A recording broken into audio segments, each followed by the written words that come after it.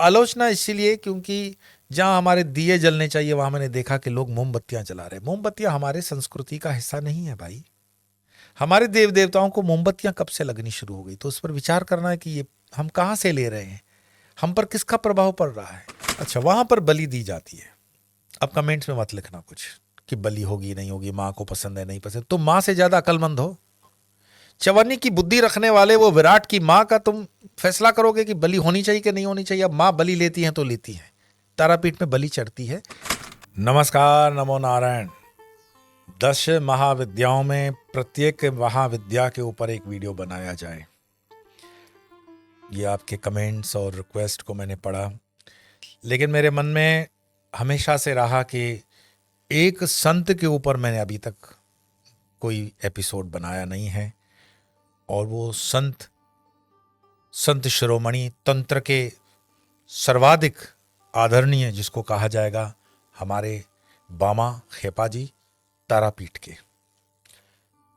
वैसे तो जन्म से बामा खेपा जी का जो नाम दिया गया था वो था बामाचरण चट्टोपाध्याय। ये वीरभूमि में मंदिर आता है तारापीठ, और मेरा सौभाग्य रहा कि मैं अपने शिष्य ऋषि सौमिक के साथ वहाँ गया और उस तीर्थ को देखा, रहा वहाँ पर, कैसी साधना वगैरह होती है। तो बताया जाता है कि वर्तमान की जो परिस्थितियाँ हैं वो परिस्थितियाँ तो काफ़ी बदल गई हैं। अब तो वो बहुत कमर्शियल चीज़ हो गई है वहाँ पर। लेकिन जिन दिनों बामा खेपा थे वो बहुत जंगल था, वो विस्तार। और बामा खेपा के विषय में ऐसा माना जाता है कि स्वयं माँ ने उनको अपना स्तनपान दूध पिलाया था, और माँ को भोजन लगने से पहले बामा खेपा जी को भोजन लगाया जाता था। इसकी कहानी यूं है कि बामा खेपा जी तो सिद्ध पुरुष हो गए, जैसे रामकृष्ण परमहंस हैं दक्षिणेश्वर काली मंदिर में। उसी समय की ये बात है, ऐसा कोई नहीं है कि वो समय कोई अलग पड़ता है, समय भी वही है, 18वीं शताब्दी के आसपास का। और वो इतने परम सिद्ध हो गए तंत्र में कि माँ उनके साथ साक्षात भोजन ग्रहण करती, प्रसाद ग्रहण करती, और कभी बामा खेपा के मुंह में डालती और बामा खेपा स्वयं खा लेते। तो देखने वाले को यही दिखता कि बामा खेपा ने प्रसाद भोजन जो है वो जूठा कर लिया। इस वजह से उनको मंदिर के अधिकारियों ने थोड़ा सा बाहर कर दिया। बामा खेपा तो साधु जैसे होते हैं, हो गए बाहर। लेकिन फिर माँ ने, मतलब तारा पीठ की जो तारा देवी है, उन्होंने प्रसाद देना बंद कर दिया। तो जो मंदिर बनाया था जिन्होंने, रानी अनिप सुंदरी जी ने, उनके स्वप्न में आई और माँ तारा आती है और जब कहती हैं कि नहीं, बामा खेपा मेरा बेटा है, मेरा बच्चा है, पहले भोजन प्रसाद उन्हीं को लगेगा। तब दूसरे दिन नींद से उठने के बाद स्वप्न वाली बात को आधार मान करके सारे पंडितों को ये हिदायत देती हैं कि बामा खेपा जी की विशेष व्यवस्था की जाए, वो अवतारी पुरुष हैं। तो भारत भूमि जो है ना, ये बहुत अद्भुत और दिव्य भूमि है। ये संतों की भूमि है, महंतों की भूमि है, चमत्कारों की भूमि है, अवतारों की भूमि है, ये अध्यात्म की भूमि है। जगत में आप अगर सोचोगे कि भारत भूमि ही अध्यात्म भूमि क्यों है, तो इसका कारण कहीं पे ऐसा लिखा हुआ तो नहीं आता है। लेकिन अगर व्यापार के अंदर पश्चिम जगत हो सकता है, विज्ञान में पश्चिम जगत हो सकता है, तो ज्ञान में हमारा भारत है, ईस्ट। अगर जिराफ ऑस्ट्रेलिया में होता है तो हम थोड़ी कहते हैं कि भारत में जिराफ होना चाहिए। तो जो जहां की पैदाश, इस भूमि में ज्ञान की पैदाश होती है, और यहां पर ज्ञान कण कण में है, क्षण क्षण में है, पत्थर पत्थर में है, पत्थर पत्थर हमारा शंकर, कंकर कंकर हमारा शंकर शंकर है। लेकिन उसके लिए तुम्हारे मन में गौरव होना चाहिए, गौरव होना चाहिए। उसके मन में तुम्हारे लिए एक स्वाभिमान होना चाहिए। उन गुरुओं के प्रति तुम्हारी शरणागति होनी चाहिए। और गुरुओं की परंपरा तब आएगी जब हमारी एजुकेशन सिस्टम ठीक हो। और हमारी एजुकेशन सिस्टम कैसे, कहाँ से ठीक होगी? जब हमारे इंजीनियर, डॉक्टर्स ठीक हो, IAS IPS ठीक हो। तो इस दिशा में हम क्या कर रहे हैं? संस्कार ई गुरुकुल बिल्कुल निःशुल्क अपने बच्चों के लिए, आप अभिभावकों और बच्चों के आग्रह पर हमने बनाया। और ये गुरुकुल के विषय में जो फॉर्म गूगल का दिया हुआ है वो डिस्क्रिप्शन में ऑलरेडी है, आप इसको फिलअप करें, सबमिट करें। हमारी टीम आपसे संपर्क करेगी, और ये संपर्क करने के बाद जो भी कार्रवाई है वो होती रहेगी। बाकी तो जो इंस्टाग्राम, फेसबुक इत्यादि इत्यादि है, वो भी डिस्क्रिप्शन में ओरिजिनल पेजेस के एड्रेसेस दिए हुए हैं। मैं आपसे निवेदन करूं कि इन धार्मिक चीज़ों को कम से कम, आप और कुछ नहीं योगदान दे सकते हैं तो अपने परिचित 15-25 लोगों तक तो पहुंचाने का सत्कार्य कर ही सकते हैं कि सनातन की ये जो ध्वजा है, जो चल पड़ी है, फहरने के लिए हमने निकल पड़े हैं, तो सनातन के सिपाही बनकर के, सोल्जर बनकर के आप इसमें आगे बढ़े। तो बात चल रही थी बामा खेपा की। बामा खेपा जी की मैं जीवनी अगर आपको बताऊं तो उनके कई जीवन के चमत्कार हैं। आप बोलोगे हर बार चमत्कारों से ही आप धर्म बताओगे। सिर्फ धर्म चमत्कार नहीं है, अध्यात्म चमत्कार नहीं है। चमत्कार तो बाई प्रोडक्ट है, हो जाता है, सहजता से हो जाता है। वो रामकृष्ण के जीवन से एक जुड़ा हुआ है ना। जब वो मथुरा बाबू को बताते हैं, जब मथुरा बाबू जी पूछते हैं उनसे, रामकृष्ण परमहंस से, कि क्या सफेद फूलों की पेड़ पर लाल फूल लग सकता है? रामकृष्ण बाल सुलभ कहते हैं कि हाँ, माँ की इच्छा हो तो वो भी हो सकता है। और अगले ही दिन सफेद फूलों में लाल फूल। मथुरा बाबू उसको तोड़ करके आते हैं और ठाकुर को कहते हैं, ठाकुर आपने जो कहा वो गजब हो गया, आज लाल फूल है उसमें। तो कहते हैं माँ के लिए कोई बहुत बड़ी बात नहीं है ये। तो बंगला में भजन गाते हैं रामकृष्ण, सकली तो मारी इच्छा मा, इच्छा माई तारा तुम्ही, तो मोर कर्म तुम्ही करो माँ। लोके बोले करे आमी, पंके बद्ध करो करी, पंगुरे लंगा उगरी, कारे मा दाओ पोद करो अधोगामी। सकली तो मारी इच्छा, सब माँ की इच्छा है।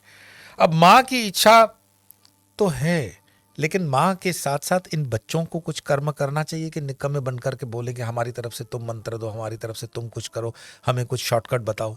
नहीं नहीं, हमें भी कर्म करना चाहिए। उस कर्म के प्रारंभ के लिए तो मैं आपको हर बार प्रोत्साहित करता हूं कि अपने यात्रा को खुद करो।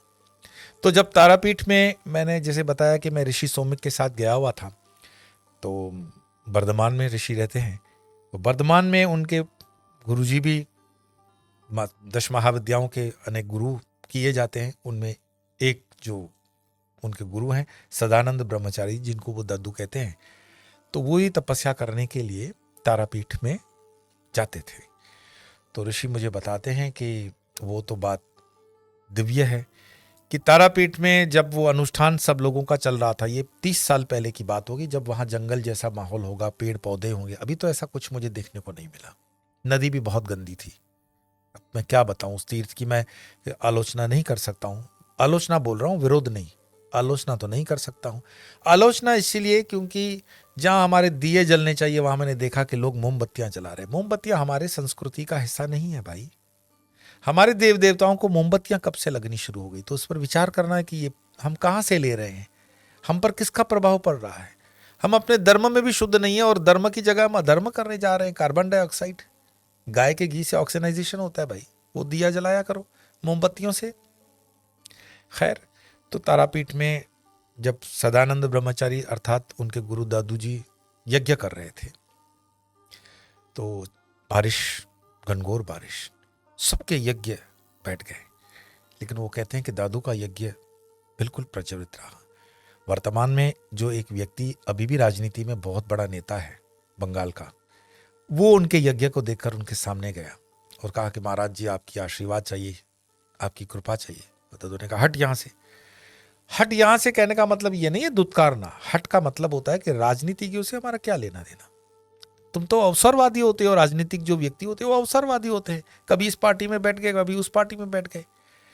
संत की जो पार्टी होती है वो तो एक ही होती है, सनातन धर्म, राष्ट्र, हमारा जो देश है वो हमारे लिए सर्वोपरि है, हमारे देशवासी हमारे सर्वोपरि है। तो तारापीठ के अंदर कई साधनाएं, शवों की साधना, वहां पे शमशान भी है। बामा खेपा की उस भूमि को आप देखने जाओ। मैं जैसे हमेशा कहता हूं कि आप यात्रा करो, अपनी यात्रा को आप अनुभव के साथ जी सकते हो। आपकी जो ऑब्जर्वेशन होगी, आपकी जो उस विषय में जो अपना नॉलेज होगा, वो आपका जेन्युइन नॉलेज है। तो तारापीठ के उस शमशान में बामा खेपा जी ने भी बहुत साधना की हुई है और उसमें शव साधना भी उन्होंने की है। और शव साधना रामकृष्ण परमहंस जी ने भी की हुई है। तंत्र साधना के अंदर कुछ चीज़ों को हम इग्नोर नहीं कर सकते हैं, वो उसका पार्ट एंड पार्सल होता है। मैं ये कहूँ कि मीठा मीठा गप गप, कड़वा कड़वा थू थू, ऐसा तंत्र में नहीं चलता। तंत्र को आपको पूर्ण रूपेण स्वीकार करना पड़ता है और चलना पड़ता है। और याद रखो, अगर आपका गुरु आपके साथ नहीं है तो तंत्र में पूर्ण रूपेण पागल होना निश्चित मान के चलना। इसीलिए कोई एक्सपेरिमेंट इस तरह का आपको नहीं करना चाहिए।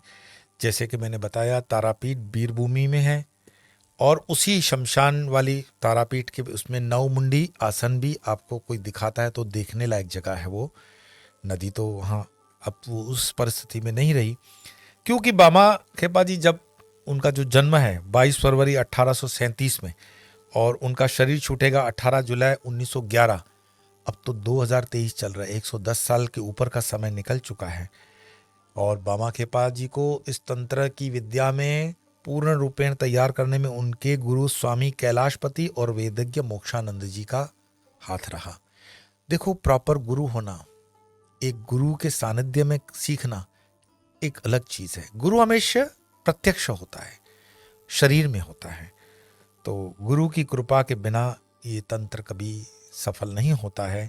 और बामा खेपा जी तो माँ के बेटे ही हैं, अवतारी पुरुष हैं, इसमें कोई दो राय नहीं।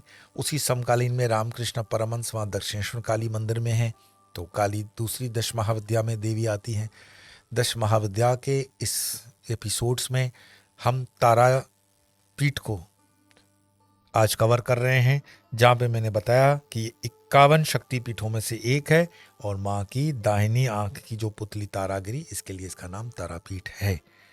और अगली बार अगले वीडियो में हम दूसरी दश महाविद्या को कवर करेंगे। वहाँ पे जो कुछ पुस्तकें हैं आप पढ़ें। बामा खेपा जी के परिवार से भी अभी कुछ हैं, उनको आप मिल सकते हो। वो उनके पूर्वाश्रम का स्थान भी आप देख सकते हो। ये कोई बहुत पुरानी बात नहीं, मैंने कहा ना 150-200 साल पुरानी होगी। अच्छा, वहाँ पर बलि दी जाती है। अब कमेंट्स में मत लिखना कुछ कि बलि होगी नहीं होगी, माँ को पसंद है नहीं पसंद। तुम माँ से ज्यादा अकलमंद हो। चवन्नी की बुद्धि रखने वाले वो विराट की माँ का तुम फैसला करोगे कि बलि होनी चाहिए कि नहीं होनी चाहिए। अब माँ बलि लेती है तो लेती है। तारापीठ में बलि चढ़ती है, और तारापीठ में बलि भी चढ़ती है और कर्णसुधा भी चढ़ती है। बहुत अच्छा नाम मैं दे रहा हूँ, कर्णसुधा। आपके शब्दों में होता है वो शराब, वो भी चढ़ता है। अब उसका दुरुपयोग लेने वाले भी वहां पे लोग मैंने देखे, जो सिर्फ ये पीने और खाने के लिए आते हैं, वो भी मैंने लोगों को देखा। तो इन तीर्थों को खराब कौन कर रहा है? हम ही तो खराब कर रहे हैं। हमारी नियति, हमारा संकल्प, हमारी बातें। हमारे अंदर जब पवित्रता गिर जाती है तो वो तीर्थ पवित्रता से गिर जाता है। तो तीर्थ को पवित्र रखना हो तो हमें हमारा संकल्प पवित्र रखना पड़ता है। वैसे दक्षिणेश्वर काली मंदिर में भी मछली की बलि सतत चलती है। बंगाल एक शक्ति स्थल है, शक्ति का वो स्थान है, वहां पर बलि उसका बल है। और इस पर हम अपना मंतव्य नहीं दे सकते हैं, क्योंकि शास्त्र उसका प्रमाण है। अब ये जो तारापीठ है, बामा खेपा की जो हम तारापीठ की बात करते हैं, ये तारा है कौन? तो एक तो ये शक्तिपीठ माना जाता है। शक्तिपीठ की कहानी क्या है कि माँ के जब शरीर का लेकर के कंधे पे शिवजी चल रहे थे और उनके टुकड़े टुकड़े अलग अलग जगहों पे पृथ्वी पे गिरे, तो माँ के आंख का पुतली, जिसको तारा बोलते हैं ना, आंख का तारा, वो वहां पर गिरा, तो हो गया तारापीठ। लेकिन एक कहानी ऐसी भी आती है कि तारा देवताओं के गुरु बृहस्पति की पत्नी का नाम है। और बृहस्पति की जो पत्नी है वो चंद्रदेव वाली कहानी को पढ़ लेना, क्योंकि मैं उस कहानी पे तो जाना ही नहीं चाहता हूं। मैं आपको बता रहा हूं तारापीठ की कहानी, लेकिन इस तारा का भी उससे लेना देना है। तो गुरु जो थे, देवताओं के जो गुरु थे बृहस्पति, वो अपने काम में अति व्यस्त रहते थे। और बृहस्पति का शिष्य कौन है? चंद्र। चंद्र का अपने गुरु के स्थान पे आना जाना होता है। अब जब गुरु के पास आना जाना होता है तो उन्होंने तारा को सम्मोहित करने के लिए अच्छे अच्छे शब्द, जैसे तुम लोग होते हो ना, लड़कियों को इम्प्रेस करने के लिए, काली कौली हो तो भी आप बोलते हो you are looking so beautiful. कहीं पे कोई फीचर फर्नीचर हो भी ना, तभी बोलोगे तुम तो वर्ल्ड की मॉडल लग रही हो, इत्यादि इत्यादि। और लड़कियां पगली सम्मोहित हो जाती हैं और न चाहने वाले लड़कों के चुंगल में फंस जाती हैं, और फिर तुम बोलते हो कि ये धोखा हो गया। तो ऐसे चंद्र ने तारा को सम्मोहित किया कि तुम तो बहुत प्यारी लग रही हो, तुम तो बहुत सुंदर हो। बृहस्पति तुम पर ध्यान नहीं देते। अब तारा जो थी वो चंद्र के सम्मोहन में पड़ गई। सम्मोहन में पड़ गई तो प्रेम में पड़ गई, प्रेम में पड़ गई तो आश्रम से गिर गई। अब ये बात किसको पता चली? जब गुरुदेव को पता चली, गुरुपति को, तो फिर सुर असुरों के बीच में लड़ाई क्यों शुरू हो गई? क्योंकि शुक्र जो था वो आ गया चंद्र के पक्ष में, शिव आ गए गुरु के पक्ष में, और खूब लड़ाई है। लेकिन बाद में उसका बीच बचाव कर करके सेटलमेंट भी कर दिया गया। लेकिन आगे चलकर कहानी में ये मोड़ भी आता है कि तारा गर्भवती है, और गर्भ में उसका जो बच्चा है वो है बुध। यही बुध जो नवग्रहों में आपका बुध है, वही। और फिर वो बुध किसका बच्चा है? वो तो चंद्र का बच्चा है। ऐसा उस कहानी में पुराण की बताया जाता है। देखो, जब मैं पुराण की कहानी बताता हूं तो उसको वेद मत समझ लेना। जब मैं वेद बोलूं तो उसको उपनिषद से जोड़ना मत। अपनी कैपेसिटी, कैलिबर, समझदारी और अपने चरित्र और अपने बैकग्राउंड के आधार पर अध्ययन करोगे, मनन करोगे और श्रोतव्य और ब्रह्मनिष्ठ गुरु की शरण में रहकर के शास्त्र को समझोगे तो ठीक है, नहीं तो फिर मुंह से आया बक दिया, कुछ भी कमेंट कर दोगे। अपने शास्त्रों को समझने के लिए तुम्हें गहराई होनी आवश्यक है, और इसके लिए तो हम ये गुरुकुल वगैरह चला रहे हैं ना, निशुल्क, कि आप कुछ सीखो। यो धर्म पे यही तो चीजें चल रही है। स्वामी यो धर्म चैनल पे जो भी चीजें चलती है इसी से संबंधित चलती है। तो तारापीठ के कहानी से ये कहानी जुड़ी हुई है। अब कहाँ तक जाएंगे आप, ये आपके विवेक के ऊपर मैं छोड़ता हूँ। वैसे ये तारापीठ की जो गाथाएं हैं ये बुद्ध धर्म में, तिब्बत धर्म में, औरों धर्मों में भी है। जैसे बुद्ध धर्म में मुक्ति की माँ है तारा, उनका नाम है आर्य तारा, श्याम तारा और श्रृंगेला। श्रृंगेला कौन सा? श्रृंगीला, महाअवतार बाबा जी से जुड़ा हुआ स्थान। बिल्कुल, श्रृंगीला में भी माँ आरजे, बासुन, जैसुन, डोलमा, ये तिब्बत के अंदर।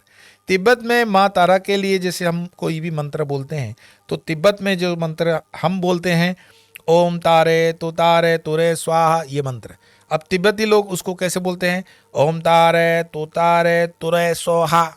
ये थोड़ा सा सिलेबल इधर उधर, लेकिन बात वहीं की वहीं है। चीन में डुओलुओ पूसा, जापान में तारा बोसात्सु नाम है, कोरियाई में दारा बोसल नाम है। तो तारा का ये जो स्थान है ये बहुत परंपरागत, बहुत पुराने, आदि अनादि। और एक हिसाब से देखा जाए तो ये ऋषि वशिष्ठ द्वारा, तारापीठ एक्चुअली में चाइना में थी once upon a time. Rishi Vashishtha China से उसको लाते हैं भारत देश के अंदर, और बामाखेपा ऋषि वशिष्ठ के अवतार माने जाते हैं। ये बात आपको मैं लास्ट में इसलिए बताता हूं कि तुम अपनी परंपराओं में लौटो, ऋषियों की तरफ लौटो, सनातन की तरफ लौटो, वेदों की तरफ लौटो और जानो कौन है ऋषि वशिष्ठ। इस पर भी मैं विशेष एक आपको एपिसोड बना के दूंगा, क्योंकि ऋषि वशिष्ठ से ही महाअवतार बाबा जुड़ जाएंगे, और फिर महाअवतार बाबा से रामकृष्ण परमहंस जुड़ जाएंगे, और फिर इसी से श्री क्रिया योग जुड़ेगा। तो ये सारे एक दूसरे से कड़ियाँ जुड़ती हैं। पर आज जो हम बात कर रहे थे तारापीठ की, तारापीठ के उस पावर की, उस शक्ति की, उसको जानने के लिए एक बार आप ज़रूर तारापीठ जाइए और अनुभव करिए। देखो, beauty lies in the eyes, beholder of. अपनी आंखों में सुंदरता रखो, गंदगी तो पूरी दुनिया में है, उस पर मत ध्यान देना। धर्म पर ध्यान दो, सनातन पर ध्यान दो, और अपनी यात्रा को आगे बढ़ाते चलो। आज इतना ही, अगली बार फिर मिलेंगे किसी अन्य विषय को लेकर। तब तक के लिए नमो नारायण।